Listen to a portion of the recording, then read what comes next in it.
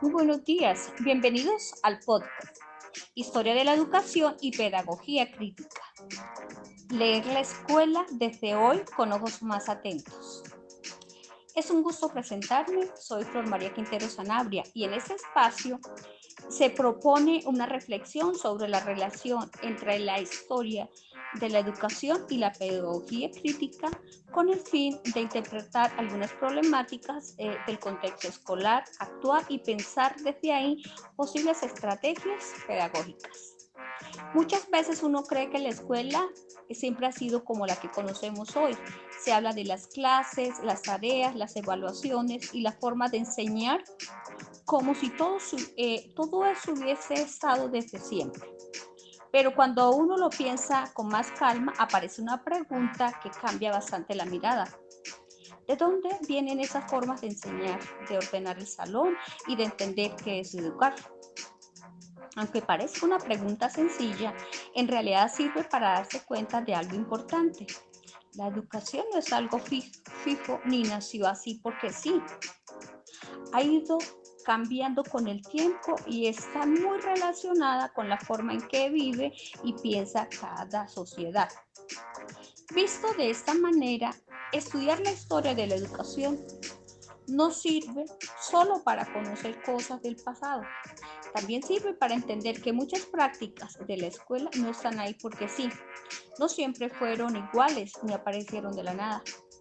Más bien, se fueron construyendo poco a poco, según las necesidades, ideas e intereses de la época. La escuela que hoy se conoce no apareció de la nada. Es el resultado de cambios acumulados, de disputas sociales, de decisiones políticas y de distintas maneras de entender las palabras. Lo que hoy parece normal dentro de la escuela también tiene una historia y comprenderla permite mirar con más claridad muchas de las tensiones que todavía siguen presentes en la educación actual. En ese sentido, como plantea Oshevach 2004, los sistemas educativos en Iberoamérica no pueden comprenderse por fuera de los contextos en los que fueron configurados. Esto lleva a reconocer que la educación no ha sido natural ni en sus fines ni en las formas. En este punto también resulta importante hacer una distinción básica, aunque muchas veces se pase por alto. Educación y pedagogía no son exactamente lo mismo. La educación remite a un proceso humano amplio. La educación no ocurre solo dentro del salón de clase, está en la familia, en la comunidad, en lo que todo, en lo que se vive en los días y desde luego también en la escuela. Por medio de ella se comparten saberes, valores, costumbres, formas de hablar y maneras de relacionarse con los demás. La pedagogía, en cambio, entra en un terreno más específico, porque no se queda únicamente en el hecho de educar, sino que se pregunta cómo se enseña, cómo se aprende, qué intención hay detrás de la formación y qué sentido tienen esas palabras. La educación abarca una realidad social amplia, mientras la pedagogía permite pensarla con más cuidado, más orden y más sentido crítico. Cuando se mira la historia de la educación, se entiende que cada época fue formando a las personas de acuerdo con su propia manera de ver el mundo. En la antigüedad, por ejemplo, importaba mucho la palabra, el pensamiento y la formación del ciudadano. En la Edad Media, la educación estuvo muy ligada a la religión y al surgimiento de instituciones como las universidades. Más adelante, el humanismo puso el foro en el ser humano y en su formación intelectual.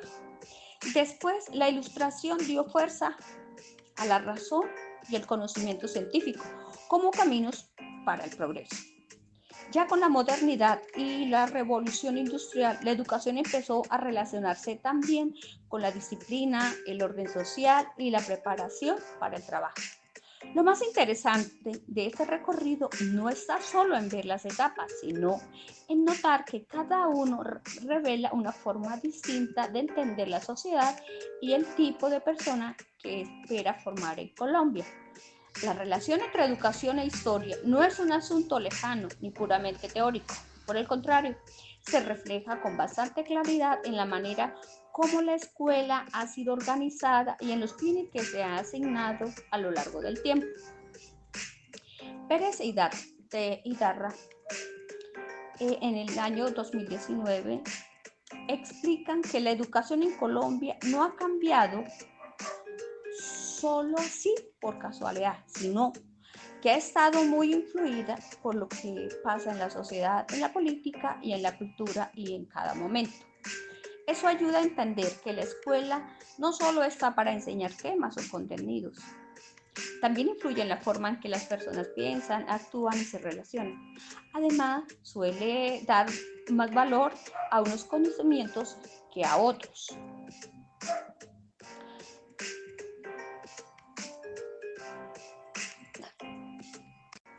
Y muchas veces, en lugar de corregir las desigualdades que ya existen, terminan repitiéndolas dentro del mismo espacio educativo. Por eso, cuando se intenta comprender los problemas educativos actuales, no alcanza con facilidad fallas metodológicas o dificultades dentro del aula. Hace falta mirar un poco más en el fondo y reconocer que huellas del pasado siguen presentes en la vida escolar y cómo esas experiencias de estudiantes y docentes, sobre todo esas herencias, pues continúan afectando de manera concreta. Es justamente ahí donde la pedagogía crítica empieza a cobrar un valor especial. Maldonado en el año 2008 explica que esta forma de pensar la educación aparece como respuesta a un modelo de enseñanza que muchas veces se limita a repetir lo que ya está establecido, sin dejar mucho espacio para pensar, debatir o cuestionar. Más adelante, Hiraux en el año 2013 refuerza esa idea al decir que la educación no debería servir solo para llenar de información a los estudiantes, sino para ayudarles a entender mejor el mundo en el que viven y hacerse preguntas sobre lo que pasa a su alrededor. Lo interesante de esa mirada es que no se queda en cambiar actividades o usar métodos distintos. En el fondo propone algo más profundo, que enseñar no sea solo pasar el contenido, sino ayudar a que el conocimiento tenga sentido y que sirva para mirar la realidad con más claridad.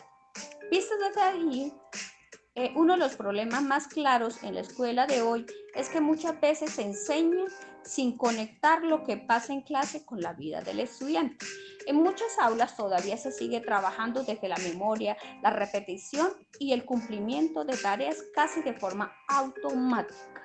Se enseña bastante, sí, pero no siempre lo que se enseña logra tocar la experiencia del estudiante o responder a las preguntas que le surgen en su entorno. A veces el contenido se presenta como algo lejano, cerrado y difícil de relacionar con la vida cotidiana. Y ahí está el problema. Un estudiante puede resolver talleres, pasar exámenes y hasta sacar buenas notas, pero aún así no entender de verdad lo que aprendió ni descubrir para qué le puede servir. En esa misma línea, López en el año 2019 señala que la pedagogía crítica ayuda a que el aprendizaje tenga más sentido porque conecta lo que se enseña con la experiencia del estudiante y con su contexto. Esa idea es clave porque ayuda a ver que enseñar no consiste solo en seguir temas o terminar un programa. También significa lograr que lo que se ve en clase tenga relación con el estudiante vive todos los días. Cuando esa conexión no existe, muchas veces se aprende solo para responder, memorizar y salir del paso, pero poco el tiempo prácticamente se le olvida. En cambio, cuando lo que aprende se puede relacionar con la vida real, con lo que pasa en el entorno y con las propias experiencias, el aprendizaje se vuelve más cercano, más útil y con más sentido. Por eso, la forma de enseñar también necesita pensar mejor. Un buen conocimiento es tener en cuenta la realidad del estudiante, cómo vive, cómo se expresa, qué necesita y en qué condiciones aprende. No se puede improvisar ni convertir la clase en una conversación sin dirección, sino en hacer lo que se enseña que tenga también relación con las situaciones concretas. También es importante que en el aula no hable solo el docente, sino que también hay un espacio para escuchar a los estudiantes, conocer lo que piensan y permitir que ahí compartan todas sus ideas. Ahí la clase deja de ser algo para copiar y repetir, empieza a convertirse en un espacio para comprender mejor lo que se aprende. En ese sentido, Araya en el año 2011 plantea que una mirada crítica de la educación ayuda justamente a problematizar la realidad y a no reducir el conocimiento a algo mecánico o inútil para cumplir. También vale la pena revisar con más cuidado el papel del currículo y la evaluación, porque ahí se define buena parte del sentido de la formación. Muchas veces el currículo se vuelve una carrera para alcanzar temas y la evaluación termina sirviendo solo para medir cuánto recuerda el estudiante. Esa manera de trabajar, aunque sigue siendo común, limita bastante lo que la escuela realmente puede ofrecer. Si se mira desde una perspectiva más crítica, el currículo deja de ser una simple lista de contenidos y empieza a entenderse como una selección de saberes que pueden ayudar a comprender mejor el presente. Del mismo modo, la evaluación puede dejar de centrarse únicamente en repetir respuestas y abrir espacios a la reflexión, a la interpretación y a la construcción de ideas propias. Si aprender ya no sería solo responder bien, es una tarea o un examen, sino realmente comprender lo que se está viviendo relacionado con otras ideas y poder explicarlo con más sentido. Y eso también cambia bastante la forma de entender el papel del docente. Ya no alcanza con que sepa mucho de ese tema, de cualquier tema, o que simplemente mantenga el orden en clase. También necesita entender la realidad de sus estudiantes, pensar con cuidado con lo que enseña y tener claro que cada decisión que tome influye en su formación. Incluso cosas que a veces parecen pequeñas, como escoger un tema, decidir cómo evaluar o dar más espacio para que los estudiantes hablen, terminan marcando la manera en que ellos aprenden o cómo se forman. Por eso, enseñar no puede reducirse a cumplir funciones o seguir instrucciones de manera automática. En el fondo implica una responsabilidad mucho más grande porque cada decisión del aula también muestra una forma de entender el conocimiento del estudiante y la realidad. Desde ahí la historia de la educación y la pedagogía crítica no deberían verse como temas separados, más bien se complementan bastante muy bien.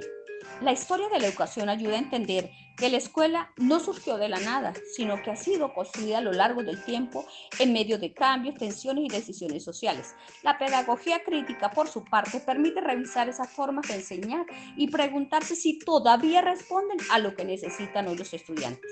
Juntas, estas dos miradas ayudan a comprender mejores problemas que siguen muy presentes en la escuela, como la enseñanza desconectada desde la realidad, la pasividad del estudiante o las desigualdades de muchas veces que se repiten dentro del mismo espacio educativo. Juntas ofrecen lectura más completa de problemas que siguen siendo muy visibles en la escuela, como la enseñanza descontextualizada, la pasividad del estudiante o la reproducción de desigualdades por muchas veces terminan normalizándose dentro del espacio educativo. Visto de una manera más simple, educar no debería ser solo pasar información o correr para terminar temas. Educar también tiene que ver con ayudar a que las personas entiendan mejor lo que viven, se hagan preguntas sobre su realidad y puedan actuar con más criterio frente a ella. En eso está muy centrado o es una parte muy importante del sentido de la educación.